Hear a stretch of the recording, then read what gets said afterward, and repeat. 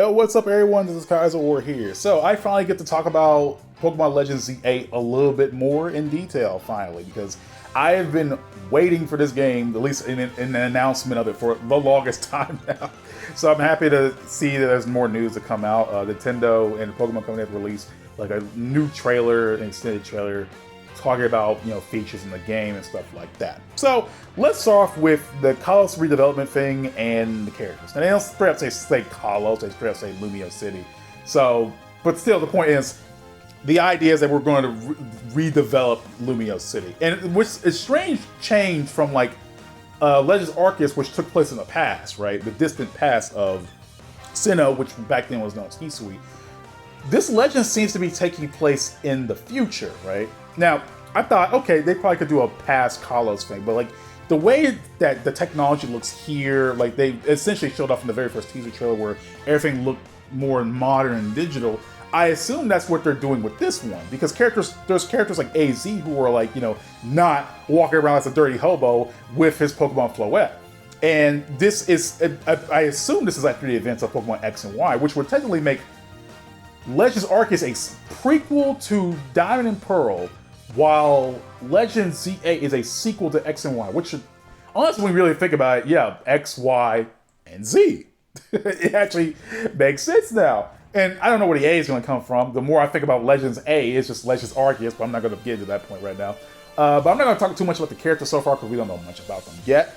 But I assume that this is going to take place in the future, or at least, like, after the events of X and Y, which technically would be the future, because we don't know what happens after the events of that game. But hey, look, a Legends game taking place in the you know, distant future is actually pretty cool. I never expected them to do another past game, but I feel like the Legends could be a great way of exploring all different types of time without having to, like, you know, go to the past every Pokemon game, right?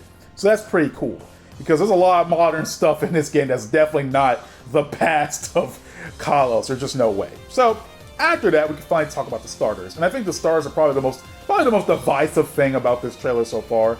So we have Chikorita, Totodile, and Tepig, and you know, I'm not gonna lie, they're not the choices I would have chosen for this game, right? Totodile, okay, fine, perfect, right? Totodile is a beloved Pokemon. Everyone likes Totodile.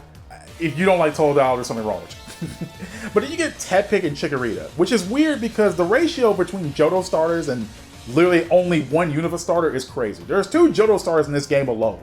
When back in Legends Arceus, what we had Rowlet, who was a Alola starter. Then we had Cyndaquil, which is a Johto starter, and then we had Oshawott, which is a Unova starter. So we had a perfect balance of different Pokemon. But in this game, we have literally 2 Johto starters and only 1 Unova starter.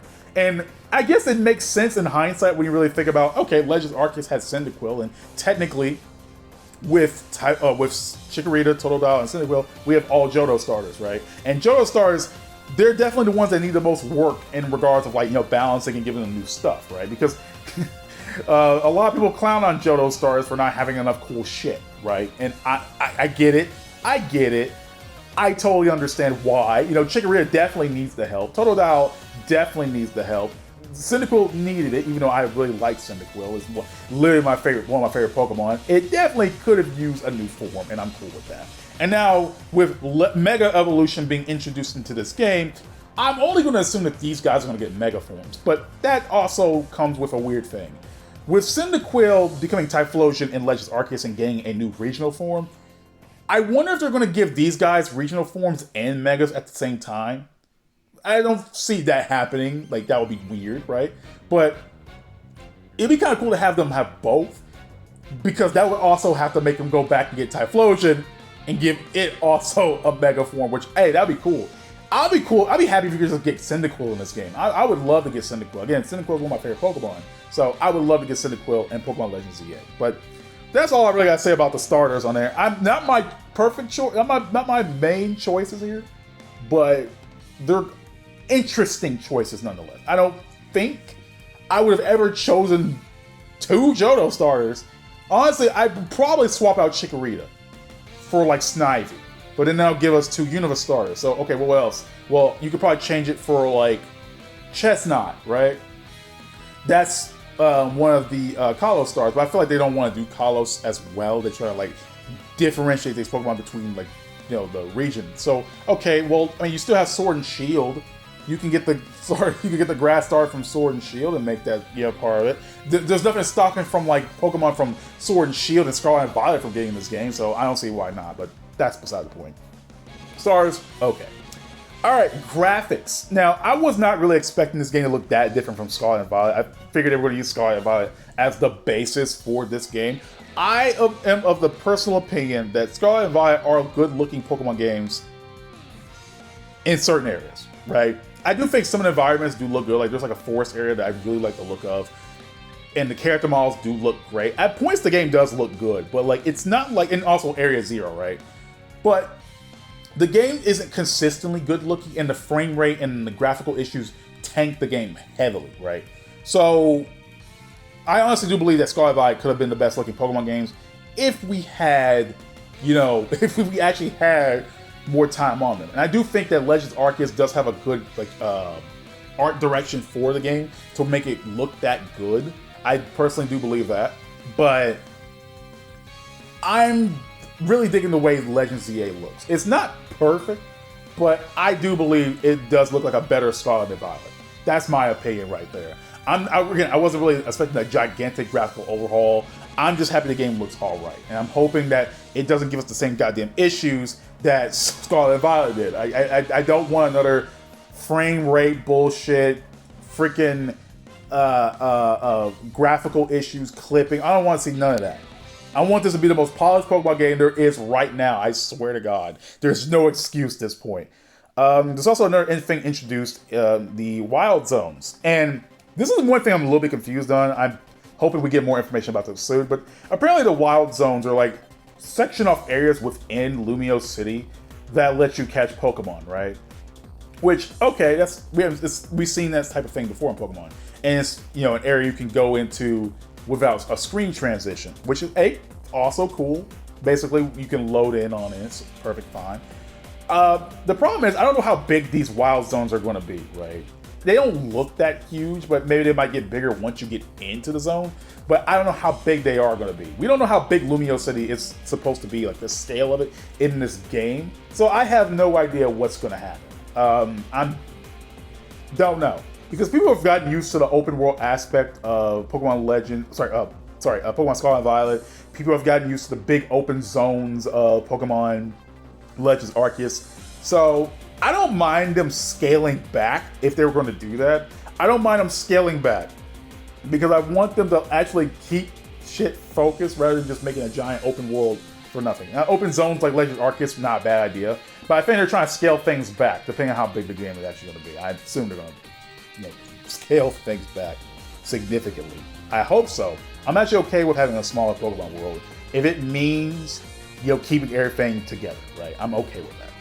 Also, one final thing I gotta talk about is the battling. Okay, so this is probably the biggest thing of the trailer so far. Pokemon can move in battle. Like, and that's like something that's never been done with Pokemon ever. You can actually like move around the battlefield. Your Pokemon can dodge incoming attacks. You can use moves and position Pokemon to either, you know, like protect yourself or like protect yourself or set up traps like Stealth Rock. And that's insane. Like, imagining a Pokemon charging up a move and you use Protect to save yourself before the move hits you. Or like, if a Pokemon's charging at you and you can actually use Stealth Rock to halt them in their tracks and before they get you outright. It's like the anime. You can use Protect and dodge moves like in the anime. And I think that says a lot. That's huge implications right there. That's like more mobile than Pokemon's ever been. Because in Legends Arceus, you move your character around the battlefield, but it doesn't do anything, right? The only thing it really does is just to show you more aspects of the battlefield. And on top of that, like you can still get damaged in the battlefield. You can still get hit by a move, even though what would be the point? You could just avoid that outright. But your character is the only person that really moved in the battle, right? Now your Pokemon can move with you, and you can actually position them. And then like the moves are like tapped to the like face buttons, So like you can actually like, you know, give your assign your Pokemon a move and like swap out Pokemon mid-battle to try to avoid that Pokemon getting damaged, like in the anime. That says a lot, dude. That says a lot. That's crazy. I'm super excited just for that alone. Holy crap. But that's all I really gotta say about Pokemon Legends ZA. I definitely hope to see more. There isn't much that we know of yet, but I'm definitely hoping to see more. I'm hoping to see, you know, more more megas. I'm hoping to see more areas. I'm hoping to see more characters. That's all I can really say right now, but I'll see y'all next time. I'm always here to talk more about Pokemon. I love Pokemon, and I need an excuse to always talk about the series. I'm out.